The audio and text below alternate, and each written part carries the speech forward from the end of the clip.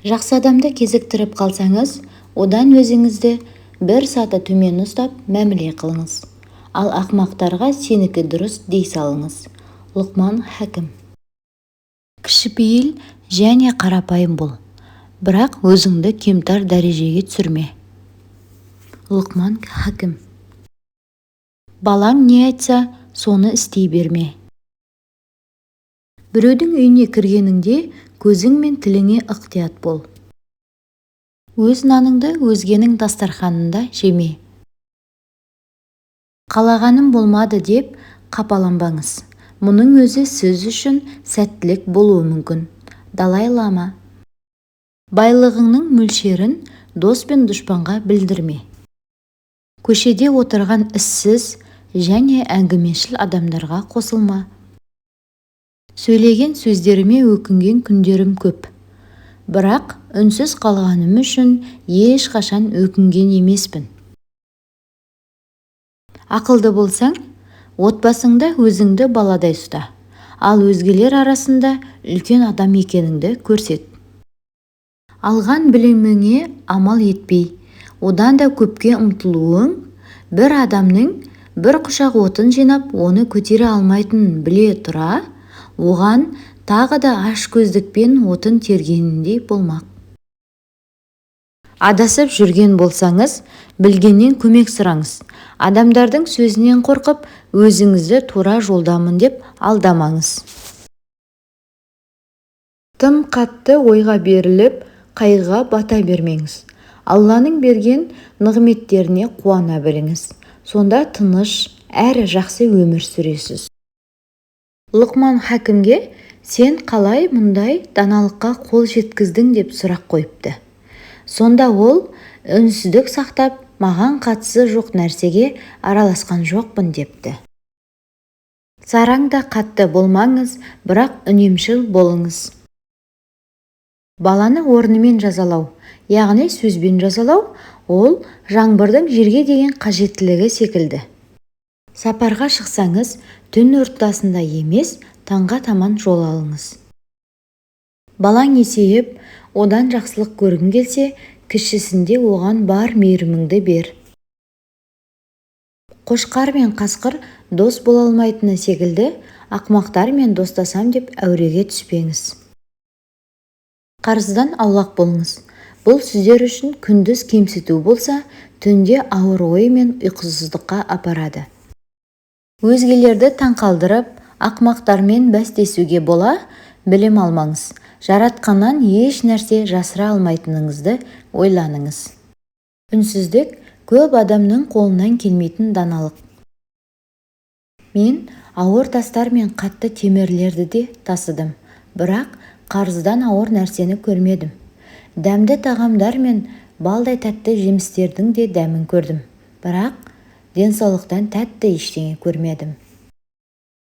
Мейманыңа іс бұйырма, және оның жанында жанжал шығарып, біреумен ұрыспа. Өтіп кеткен жанжал мен келіспеушіліктерді есіңе алма. Біреуді ешкімнің алдында ұятқа қалдырма. Тәнің мен киіміңді таза ұста.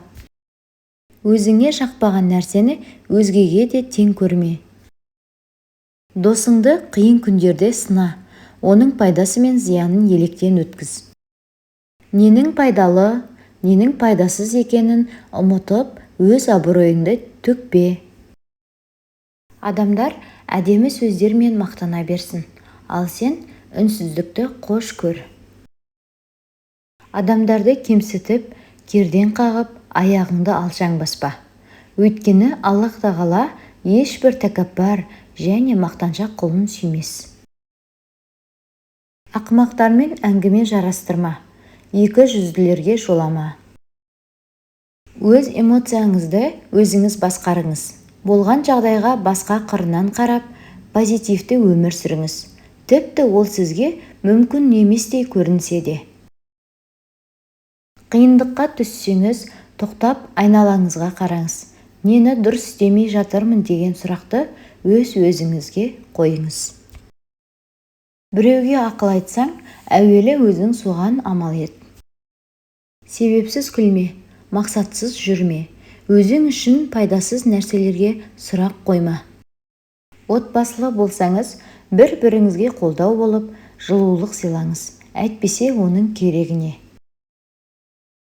Өмірге пессимистік көзқараспен емес, оптимистік көзқараспен қараңыз. Сонда кез келген мақсатыңызға жете аласыз. Өмірге ғашық болу сізді сәтсіздіктерден де сындырмай алып өтетін ең жақсы қасиет. Өзгелерге бақыт тілеп, жақсылық ойлаған сайын өз өміріміз де жақсара түседі. Кешіру дегеніміз оның істегенін ұмыту емес, оған кек сақтауды доғару. Егер көмектесу қолыңнан келсе, көмектес. Егер көмек көрсету қолыңнан келмесе, ең болмағанда зиян келтірме. Ашу сізді тыныштығыңыздан айыратын ең жаман нәрсе. Жетістік сыйынғаннан ғана емес, әрекет істегеннен келеді. Қиындықтар мәңгілік емес. Қалай келді, солай кетеді. Тек уақыт керек. Адамдар бір-бірін жақсы көруі үшін, ал заттар оларды пайдалану үшін жаратылған. Бірақ қазір бәрі керісінше. Кейде оңаша қалып өзіңізді тыңдап көріңіз. Адам ақша табу үшін денсаулығын құртады. Ауруынан қайта сауығу үшін ақшасын жұмсайды. Бүгінгі күннің рахатын сезінбей, болашағын аңсайды. Ақыр соңында бүгінмен де, ертеңмен де өмір сүрмеген болып шығады. Ешқашан өлмейтіндей күн кешеді. Сөйтіп жүріп, өмірдің ләззатын алмай, мына өмірмен қош айтысады. Өкінішті ақ. Өзіңізді неғұрлым көп ойлаған сайын, соғұрлым жаныңыз қинала түседі. Біреуді сынамас бұрын, оның киген аяқ киімін киіп, оның жүрген жолымен жүріп көріңіз. Оның көз жасын сезініп, құлаған жеріне сіз де құлап көріңіз. Тек осыдан кейін ғана қаласаңыз, оны сынауға болады. Ұмытпаңыз, сіздің қалаған нәрсеңіз әрдайым қажет бола бермейді. Егер алдыңызда тұрған мәселе шешілетін болса, сары уайымға салынбаңыз. Егер Құдай сені бақытты еткісі келсе, қиын жолдармен жүргізеді. Өйткені бақытқа оңай жолмен жету мүмкін емес. Құрметті көрермен, ана тіліміздегі контентті қолдай отырыңыз. Тыңдағаныңыз үшін рахмет. Аман сау болыңыз.